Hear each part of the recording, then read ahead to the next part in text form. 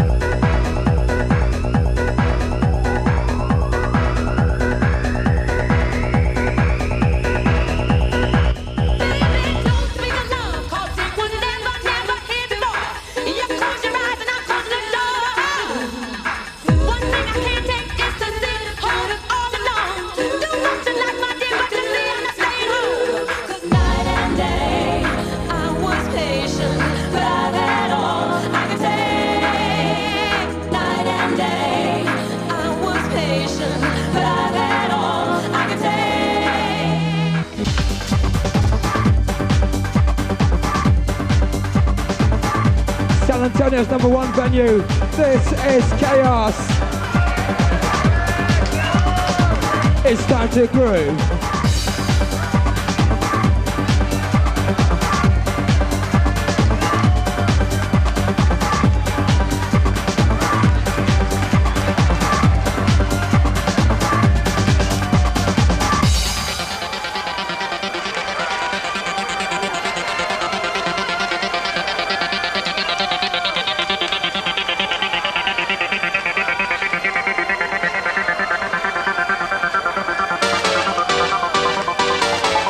Canada's finest, DJ The Priest.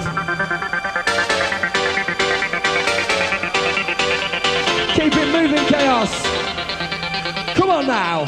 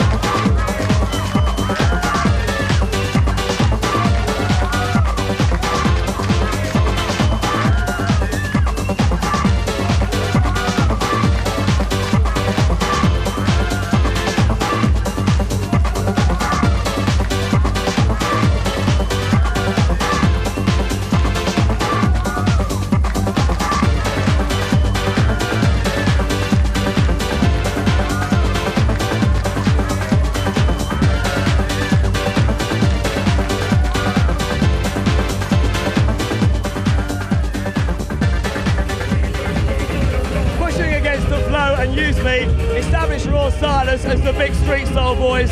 They decamped over to New York to work with Steely Dan, Donald Fagen and Gary Katz.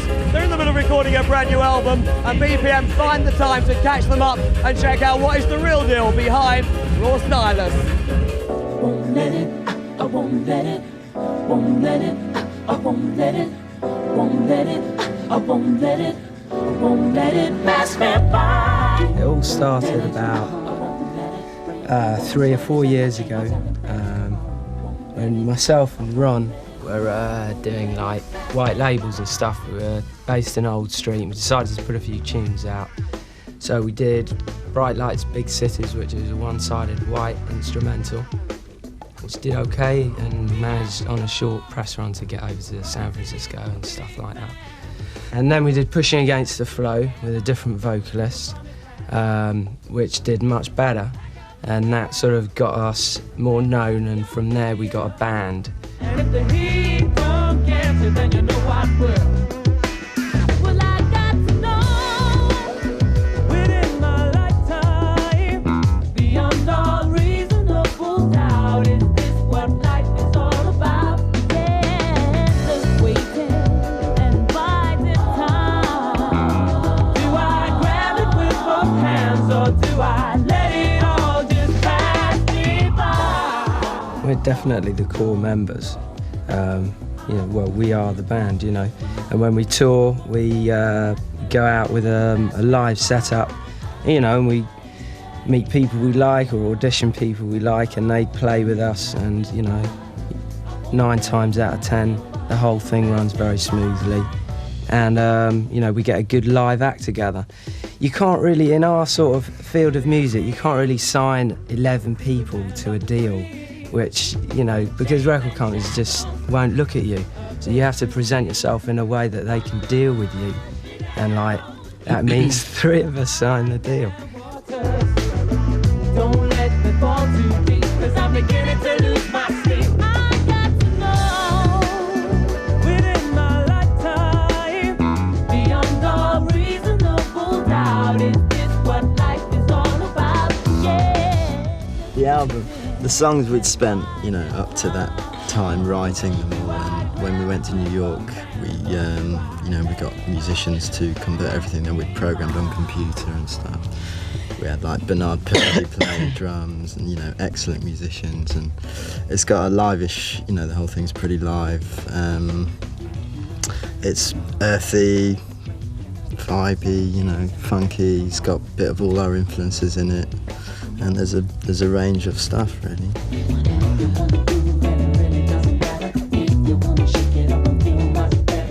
This is our first album. But all that we did up to when we got signed was off our own backs. But we put out our own singles off our own backs, and we went round on Ron's bike giving out our white labels to the record shops and all that stuff. We did all that. Then we sort of got onto another level with Mo Wax, and we did a single with Acid Jazz. And then we were still plateauing out. We weren't we want to succeed as a band. We don't want to have day jobs and do music as a hobby. This is our career.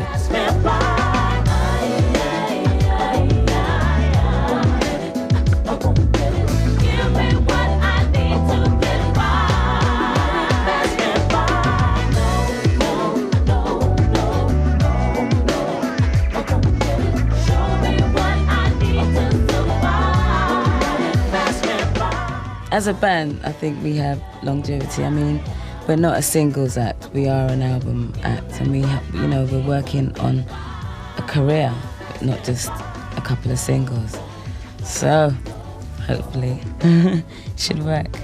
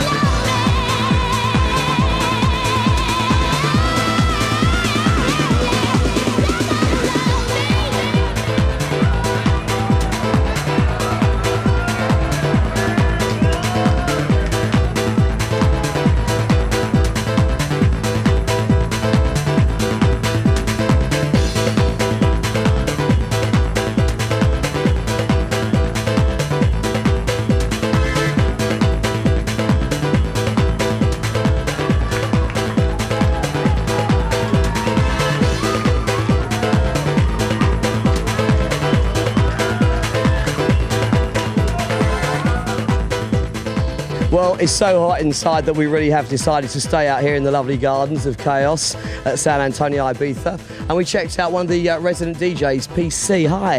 Hi, how's it going? Well, I'm doing well. You're from Manchester. Unfortunately. Well, someone's got to live there. How long have you been here? 7 weeks now. And you're here for the whole season? Yes. So have you found a hairdresser that's going to sort that lot out? Impossible, mate. It's got to stay like this. So how have you found it, your first season in Ibiza? Is it very different from what you were doing back home? Totally. Interesting, though. Very interesting. But musically the same, or have you got to change your sets a little bit? I'm finding at the moment we're having to keep it nice and commercial, but as the season goes on, the sounds will get harder. So how did this whole Ibiza thing come for you? Usual story, really. I was spotted working in a very small venue. I was invited out here, and here I am. Ibiza, I'm here to stay. And what's your current big tunes? Ooh, that'd be telling. There's too many people watching. Please tell me, because I'm playing after you tonight, so I want to know. I want to know the secrets. No, it's a secret, mate. No, I'm sorry, I can't say. Well, there you go. I mean, that's completely blown it. I'll probably do a real crap set, but thanks for joining us, PC. Cheers, mate.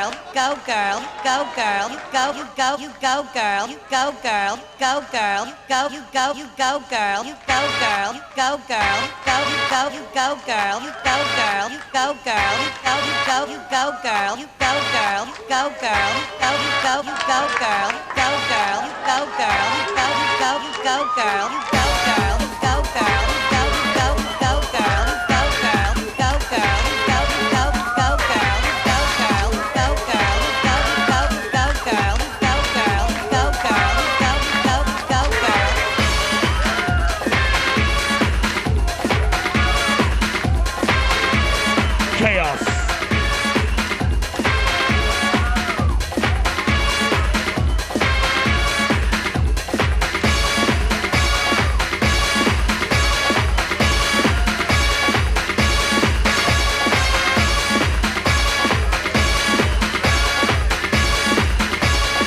BPM. Hello, darlings. Hello. Hello. Hello. Hello.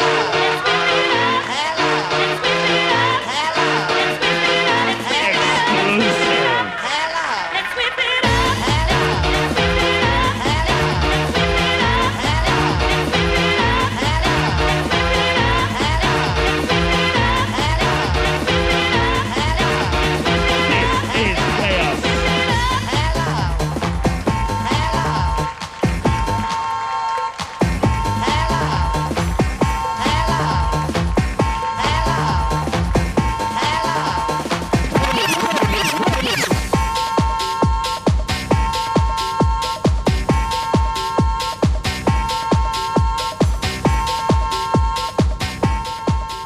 The ongoing success of Up Your Ronson at the Leeds Pleasure Rooms has prompted the guys behind it to release their own record. They called up with a big diva called Mary Pierce to put out their own record, Lost in Love. BPM found the time to check out the Up Your Ronson boys and find the full SP.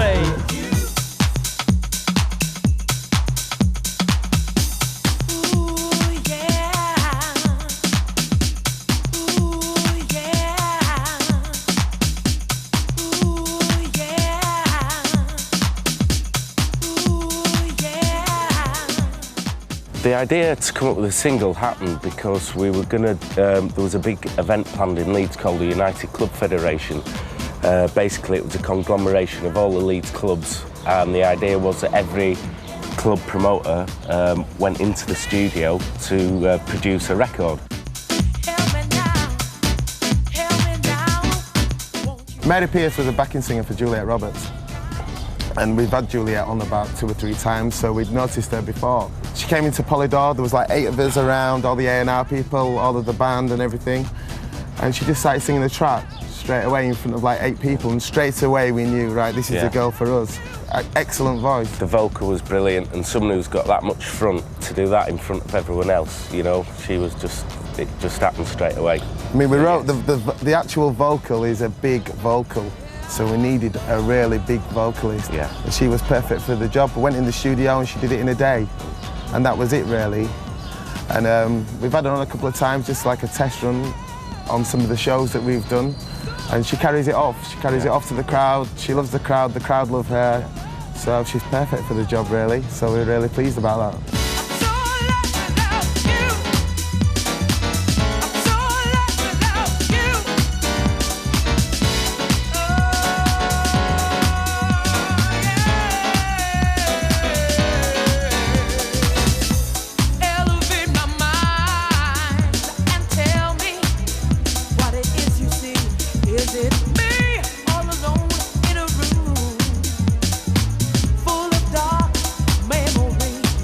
The music had been wrote more or less, say, in September. So come October time, we just went down, got us writing pads out, and we wrote it in 8 hours. And Sam Mollinson had produced it with us. He's so talented, it's untrue, and he arranged it, and that was it really. The vocal was done in more or less a day.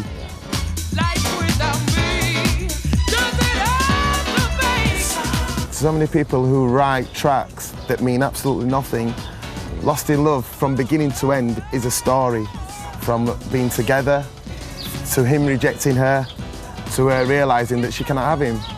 So it's a complete story from beginning to end. Yeah, I think our tune's quite a mixture between an American garage sound and a British house sound. It's a bit tougher. Yeah. And we're pleased with the way that we've found our own little sound, which is correspondent to the club, you know. So we feel it's unique to us, which is so difficult to get that sound. You know, everyone's trying to find their own little niche in the music industry when they're writing, but we feel that we've got a little sound there that we can work on and which we're all happy with.